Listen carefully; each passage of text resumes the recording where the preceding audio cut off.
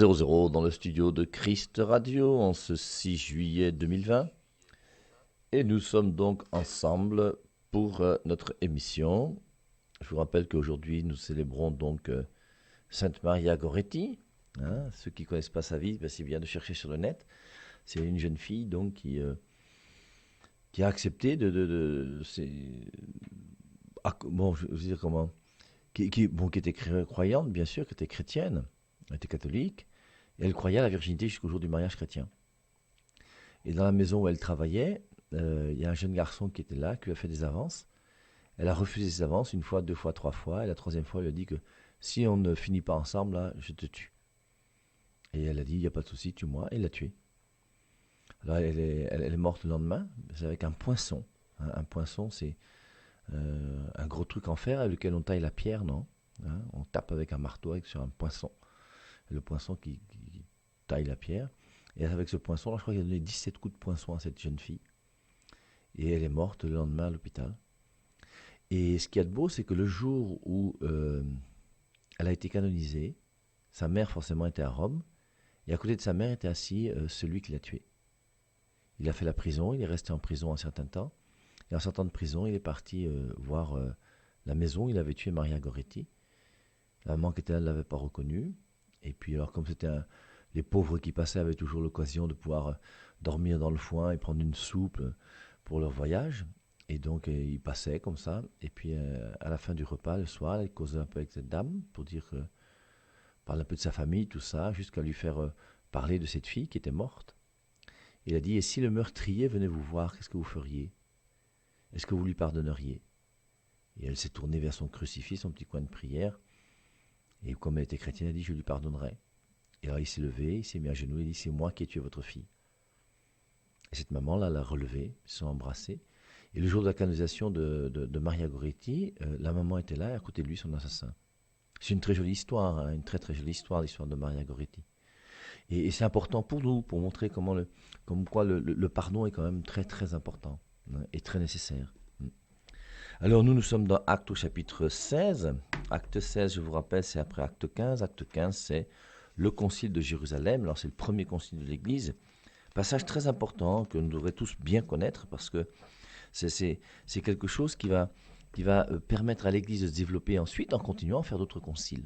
Alors je crois qu'on l'a déjà vu, on a bien insisté, on a vu qu'il y avait un problème dans l'Église et qu'il fallait le régler, donc les responsables de l'Église se sont réunis ensemble, comme le font les conciles, qu'on appelle habituellement les conciles généraux, dans lesquels le pape convoque les évêques, les parabés, les membres de chapitres de cathédrales, enfin pas mal de gens de l'Église pour pouvoir réfléchir ensemble sur un problème et essayer de trouver une solution. Et ce qui est important dans Acte 15, le verset que vous avez tous retenu, c'est Acte 15, 28. L'Esprit Saint et nous avons décidé que lorsqu'il y a un concile, l'Esprit Saint est présent.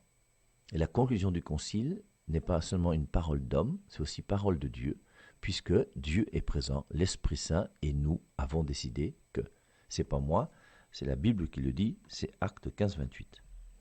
Alors juste après ce passage de Acte 15, 28, du Concile de Jérusalem, on voit dans Acte 16, ce passage sur lequel on a un petit peu réfléchi, l'apparition de Timothée, qui va marcher avec Paul pendant un certain temps. Paul va lui écrire deux lettres, la première à Timothée, la deuxième à Timothée. Donc il parvint ensuite à Derbe et à Lystre, et voici qu'il y avait là un disciple du nom de Timothée, fils d'une femme juive, fidèle et d'un père croyant. Les frères de Lystre et d'Iconium rendaient de lui un bon témoignage. Paul voulut l'emmener avec lui, il le prit donc et le circoncit à cause des Juifs qui étaient dans ces lieux-là, car tous savaient que son père était grec. Alors je vous avais dit, on vient de voir dans Acte 15 que la circoncision ne sert à rien. C'était le grand débat de Acte 15. Et Paul, qu'est-ce qu'il fait après? Il fait circoncire Timothée, alors qu'il sait que la circoncision ne sert à rien. Et la raison, c'est laquelle? C'est que comme Timothée aura besoin de parler à des Juifs, d'entrer dans une synagogue et de pouvoir prêcher cette bonne nouvelle, il ne peut pas le faire s'il n'est pas circoncis. Alors si la circoncision peut aider à convertir des gens, eh bien on te circoncis, même comme ça ne sert pas à grand-chose. Et c'est là on voit toute l'intelligence de Paul. Et donc Paul qui a fait circoncire donc, son ami, son fils Timothée, pour qu'il puisse marcher avec lui. Donc, en passant par les villes, il transmettait les décisions prises par les apôtres, les anciens de Jérusalem. Ça aussi, c'est intéressant comme passage. Il ne transmettait pas simplement la parole de Dieu, enfin, la révélation de Jésus-Christ. Il transmettait aussi, en passant par les villes, il transmettait les décisions prises par les apôtres. Donc, il transmettait aussi les décisions du concile. Mais c'est intéressant parce qu'au bout d'un moment, vous voyez, il faut quand même qu'on comprenne que l'Église, qui est une institution qui va regrouper 1 milliard, je ne sais plus si c'est 200 millions ou 400 millions de personnes, c'est quand même énorme. Mais forcément, elle s'organise. Et en s'organisant, il faut qu'elle ait son droit canon. Il faut qu'au fur et à mesure du temps, on puisse avoir des règles et des lois qui déterminent ce que l'Église doit faire. Jésus-Christ n'a jamais dit que pour entrer dans la vie religieuse, il faut faire un noviciat, un postulat, un noviciat, ensuite faire des vœux perpétuels pour 3 ans, et puis ensuite des vœux temporaires pour 3 ans, ensuite des vœux perpétuels. C'est l'Église qui, dans sa sagesse, va voir la manière de faire. L'Église, dans sa sagesse, a aussi trouvé du côté de la liturgie, mais qu'il fallait faire une messe dans laquelle il y a, premièrement, le rite pénitentiel qui correspond à la volonté du Père, la liturgie de la parole de Dieu, puis la liturgie de l'Eucharistie. Et l'Église va comprendre qu'il faut séparer le repas de la scène de l'Eucharistie. Le repas de la scène, il y avait un repas pour la Pâque juive. Et c'est pour ça qu'on nous dit, à la fin du repas, il prit du pain. Et auparavant, je vous rappelle, relisez 1 Corinthiens 11, on voit comment, bien oui, il y avait un repas avant de célébrer la messe. Et Paul a commencé à faire des reproches aux gens, en disant, il y a des gens parmi vous, là, vous mangez trop, d'autres vous buvez avant qu'on commence à faire des choses sérieuses, mais ça veut dire quoi ça? Et l'Église a compris au bout d'un moment qu'il fallait séparer le repas de l'Eucharistie. Et aujourd'hui, on fait une Eucharistie sans repas. Les gens n'arrivent pas avec leur sac et leur nourriture, on commence à manger un peu, puis une demi-heure plus tard, on commence à célébrer la messe. Non. Mais c'est l'Église qui va mettre tout ça en place. C'est l'Église qui va commencer à construire des églises, à faire des baptistères, à faire tout ça va se mettre en place progressivement. Hmm. Et c'est pour ça, donc, il y a quand même une intelligence à avoir pour permettre à l'Église d'être pleinement ce qu'elle doit être. Et on voit que ça passe par les conciles et que ces normes des conciles sont transmises au monde entier. En passant par les villes, ils transmettaient les décisions prises par les apôtres et les anciens de Jérusalem afin qu'on les observe. Hmm. Mais c'est important pour montrer, vous voyez, que même si Jésus-Christ est le seul médiateur entre Dieu et les hommes, 1 Timothée 2,5, je vous rappelle, médiateur dans l'ordre du salut, mais il y a plein d'autres médiateurs. Et les conciles sont médiateurs dans l'ordre de ma sanctification d'aujourd'hui, comme le prêtre est médiateur pour ma sanctification d'aujourd'hui, oui. Et il y a plein d'autres médiateurs. Jésus-Christ n'est pas le seul médiateur. C'est le seul médiateur dans l'ordre du salut, comme on le dit d'ailleurs dans 1 Timothée 2, 5 et puis 6, puisqu'on dit que c'est le seul médiateur qui a donné sa vie en rançon pour la multitude. Et le Père Ave Marie n'est pas mort pour toi. Le pape n'est pas mort pour toi. Aucun saint et sainte ni Maria Goretti n'est mort pour toi. C'est Jésus-Christ qui est mort pour toi. Oui, c'est le seul médiateur dans l'ordre du salut. Mais après, maintenant, Jésus-Christ a voulu ces prédicateurs qui sont là, l'Église qui est là, pour être médiatrice entre toi et lui. Les églises se fortifiaient dans la foi et augmentaient en nombre de jour en jour. Empêchés par le Saint-Esprit d'annoncer la parole dans l'Asie, ils traversèrent la Phrygie et le pays de Galatie. Alors comment est-ce que l'Esprit Saint leur a dit allez là et n'allez pas là? Moi, j'en sais rien. Parce que je sais que c'est écrit, donc c'est vrai. Arrivés près de la Mysie, ils tentèrent d'aller en Bithynie, mais l'Esprit de Jésus ne leur permit pas. Ils franchirent alors la Mysie et descendirent à Troas. Pendant la nuit, Paul eut une vision. Un Macédonien debout le suppliait en disant « Passe en Macédoine, viens à notre secours ». Et quelqu'un ce matin a posé la question, mon père, dans ce passage de Acte 16, verset 9, est-ce que c'est une vision qui vient de l'Esprit Saint? Alors toutes nos visions ne viennent pas de l'Esprit Saint, tous les rêves que nous faisons ne viennent pas de l'Esprit Saint. Mais il est clair que là, on dira dans ce contexte-là, puisque ensuite Paul est parti en Macédoine suite à cette révélation qu'il a eue, on va penser forcément que ça vient de Dieu. Donc passe en Macédoine, viens à notre secours. Après cette vision de Paul, nous avons aussitôt cherché à nous rendre en Macédoine, concluant que Dieu nous appelait à y annoncer l'Évangile. Nous prenons donc le bateau à Troas. C'est joli de voir ces choses pratiques. Je crois que c'est dans 1 Corinthiens 16, c'est quelque chose comme ça, où il dit, justement, va à Troas, je crois, chez Carpos, et va récupérer mon manteau. Ce qui fait partie de révélé dans les Saintes Écritures. Alors, quelle est la force d'une parole de Dieu comme celle-ci? Quand Saint Paul dit va chez Carpos là-bas à Troas et rapporte mon manteau. Est-ce que c'est une révélation? Est-ce que ça fait partie de la révélation? Et savoir qu'il y a 4 évangiles, est-ce que c'est la révélation? C'est une question que je me pose hein, réellement, j'essaie de réfléchir.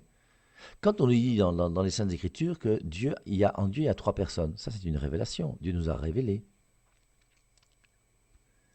Quand on dit que Dieu a parlé à Abraham, c'est de l'histoire, non? Quand on dit que Jésus-Christ est né à Bethléem, c'est la révélation? En tout cas, vous réfléchirez, hein, c'est juste pour poser la question. Nous prenons donc le bateau à Troas, voilà ce qui nous est révélé dans les Actes des Apôtres, et nous courons droit sur l'île de Samothrace. Le lendemain, c'est Néapolis. De là, nous atteignons Philippe, cité principale de la Macédoine, ville de colonie. Et vous avez des gens après qui vous disent que les Saintes Écritures, ce n'est pas historique, que Jésus-Christ n'est pas un personnage historique. C'est quand même bizarre. Hein. Je vous lis Luc 3, le début de Luc 3, les premiers versets. La 15e année du règne de Tibère César. Vérifiez. Tibère César. Il est né quand? Il a vécu quand? Qu'est-ce qu'il a fait? Et dans Luc 3, on vous dit, on commence la prédication de Jésus, la 15e année du règne de Tibère César, alors que Ponce Pilate était gouverneur de la Judée.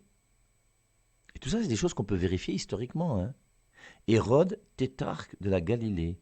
Son frère Philippe, tétrarque de l'Iturie et du territoire de la Traconite. Lysanias, tétrarque de l'Abilène. Et du temps des souverains sacrificateurs, Anne et Caïphe, la parole de Dieu fut adressée à Jean, fils de Zacharie, dans le désert.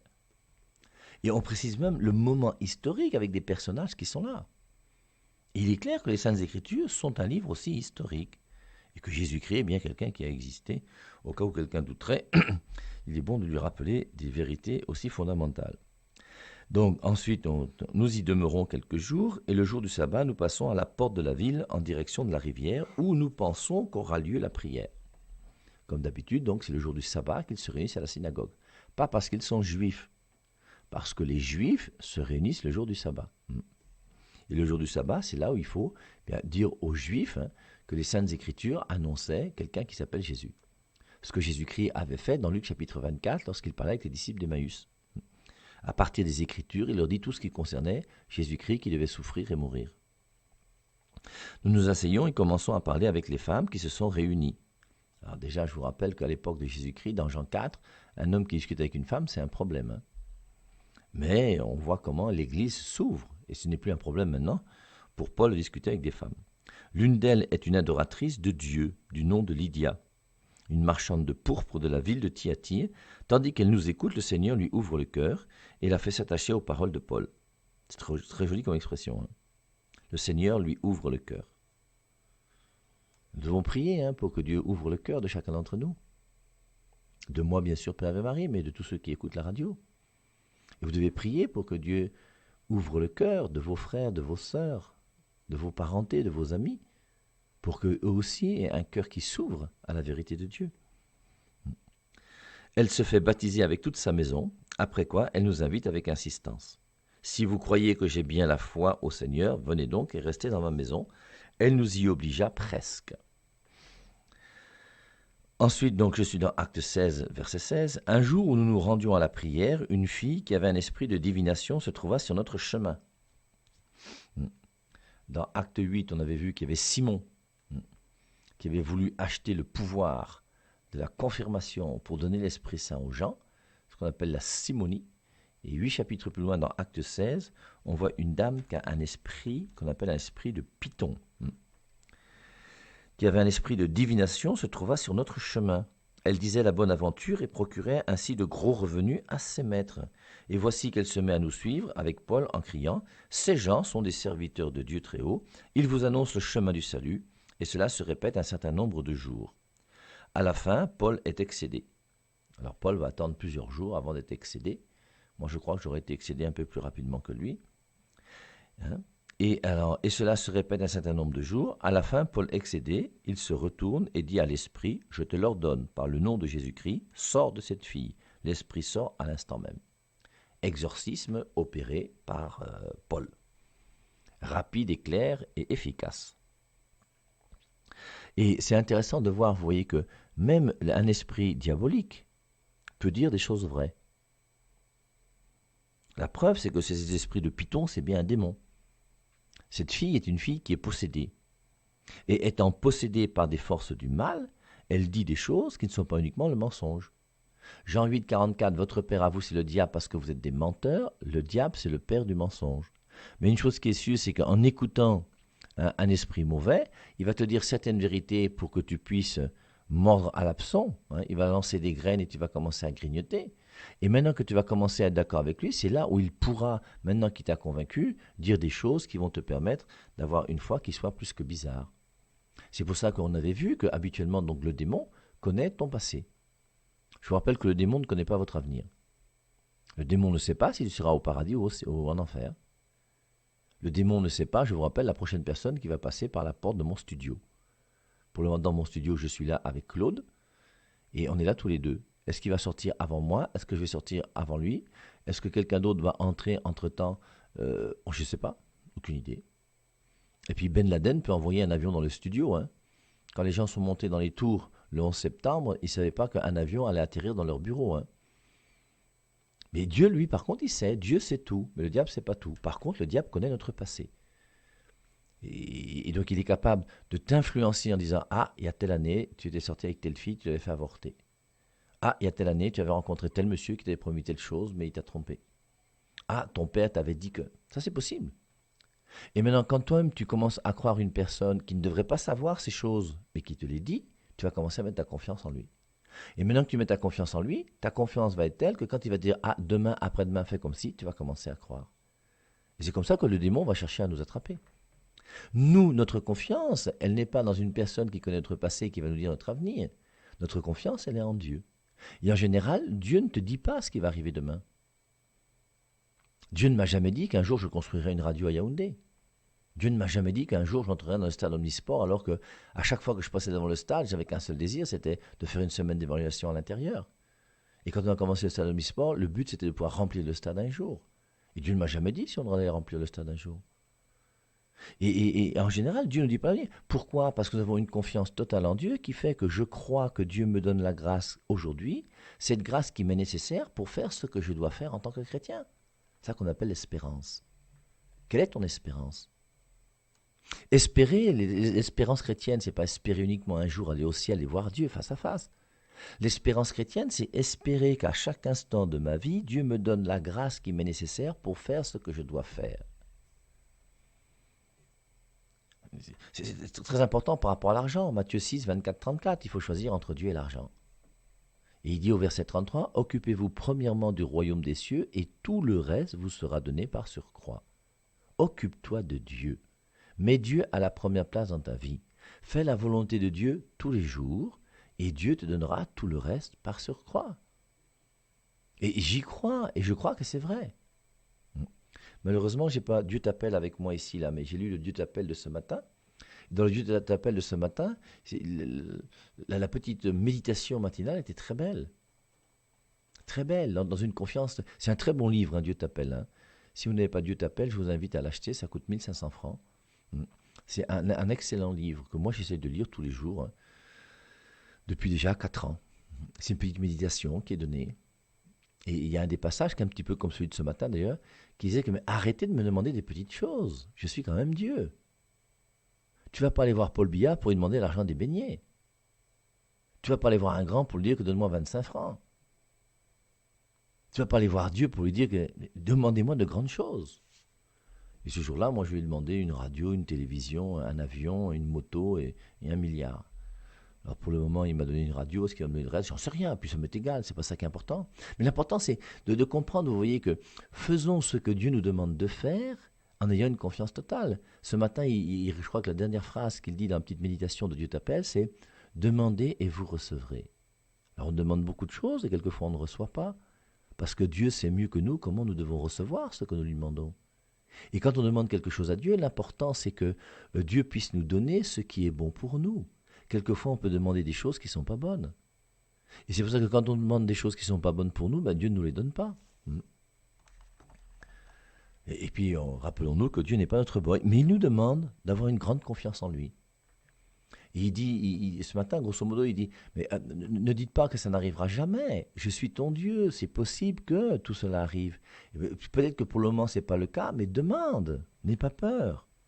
Occupez-vous premièrement du royaume des cieux et tout le reste vous sera donné par surcroît. Alors cette fille pythoniste, là, qui a son esprit de python, c'est quelqu'un qui faisait la divination, donc elle connaissait le passé des gens, elle le révélait, elle le disait à ces gens-là. Et en faisant ça, elle gagnait beaucoup d'argent. Et donc c'est les propriétaires de cette fille, alors je ne sais pas si c'est comme ça qu'il faut dire, les patrons de cette fille, hein, mais du coup les patrons de la fille voient s'envoler les profits sur lesquels ils comptaient. Maintenant que l'esprit a chassé, que Paul a chassé cet esprit, il ne peut plus faire de divination.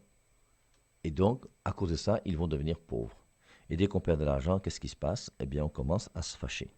Ils mettent la main sur Paul et Silas et les traînent devant les magistrats à la cour de justice. Ils les présentent aux officiers de police en disant « Ces gens-là sont juifs, ils viennent mettre le trouble dans notre ville. » C'est pas ça, hein. Ils ne mettent pas le trouble dans notre ville. Ils viennent faire qu'aujourd'hui, vous ne pouvez plus gagner d'argent parce que vous gagnez de l'argent sale. Voilà exactement la vérité. Mais ce n'est pas ce qu'ils vont dire, bien sûr. Ces gens-là sont juifs, ils viennent mettre le trouble dans notre ville.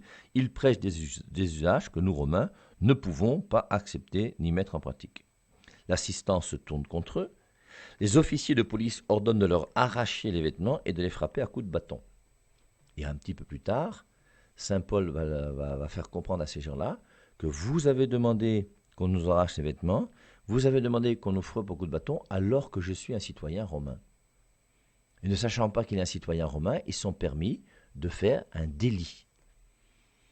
Et après, donc, ça va créer un problème et ils vont commencer à avoir peur parce qu'ils ne pouvaient pas agir comme ça qu'un citoyen romain. Et quand le citoyen romain va se plaindre de cette manière dont on les a frappés, sans les avoir jugés, eh bien, tous ces magistrats-là auront des problèmes. C'est pour ça qu'il va y avoir un petit consensus entre ces magistrats et Paul à la fin de Acte 16. Après quoi, ils les font jeter dans la prison, couverts de plaies. Et il ordonne aux gardiens de prison de bien veiller sur eux. Avec une telle consigne, il les jette dans le cachot intérieur de la prison et leur immobilise les pieds dans des entraves.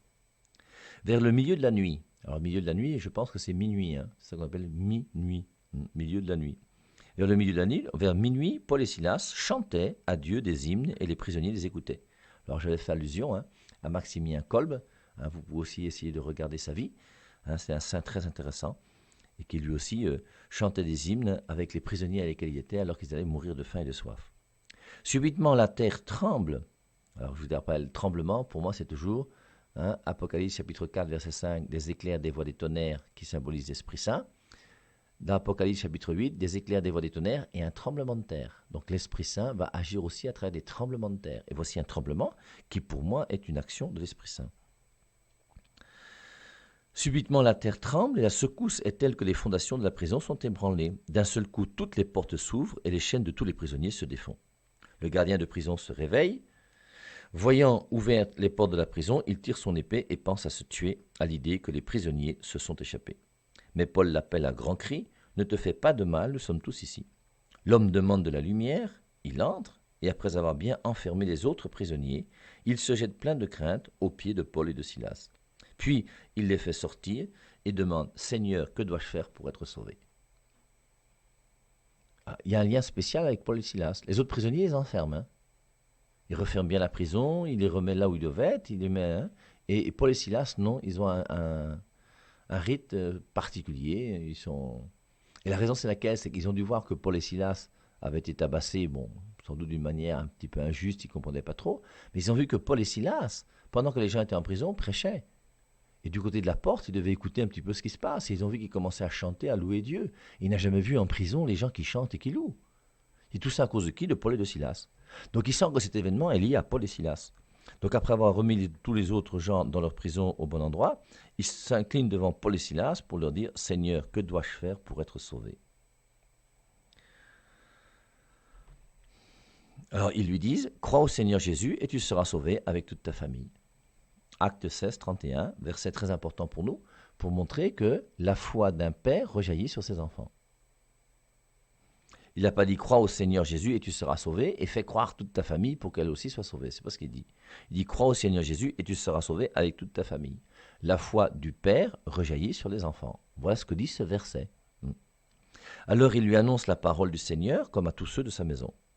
Et lui, sans attendre, bien que ce soit la nuit, ils lavent leurs plaies. On les a quand même mis torse nu, on les a tabassés, ils avaient des chaînes aux pieds. Il lava leurs plaies, puis se fait baptiser avec tous les siens. Alors, on ne dit pas, je vous rappelle, hein, qu'il prit sa serviette, leur maillot de bain, ils partirent tous ensemble en chantant avec leur lampe torche pour trouver le premier marigot dans lequel ils se sont plongés. Parce que hier, j'ai eu une discussion, je pense que c'était un pasteur, qui est très gentil, hein, un sage, qui a l'air un peu âgé, un peu comme moi, et qui discutait sur le baptême par immersion totale dans l'eau. Et il prenait Actes chapitre 8, donc l'eunuque éthiopien, pour montrer que l'eunuque éthiopien est descendu dans l'eau. Alors on peut relire le passage. Hein.